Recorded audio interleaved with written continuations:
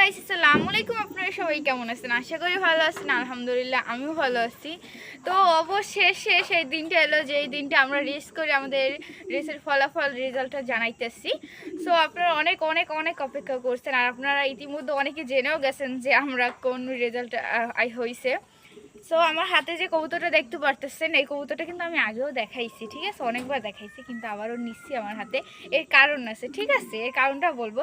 So আপনি বলি যে আপনারা ধারণা করেন, ঠিক আছে, যে আমরা কত হয়েছি, তাড়াতাড়ি কমেন্ট করেন। আমি তো বলবোই, তবু আপনারা কমেন্ট করেন যে আমরা কত নাম্বারে যাইতে পারি, ঠিক আছে।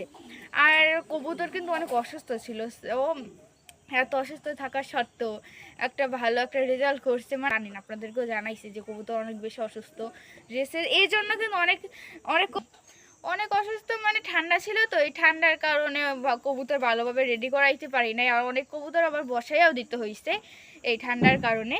সো আমি বলতেছি যে আমরা রেসে কি কি রেজাল্ট করছি। একটা হলো 3, 4, 5, আর টপ 20-তে কিন্তু আরেকটা রেজাল্ট আছে, ঠিক আছে।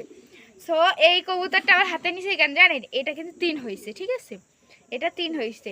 আর আমাদের যে রেজাল্ট যে শিটটা, ওইটা কিন্তু কমেন্ট বক্সে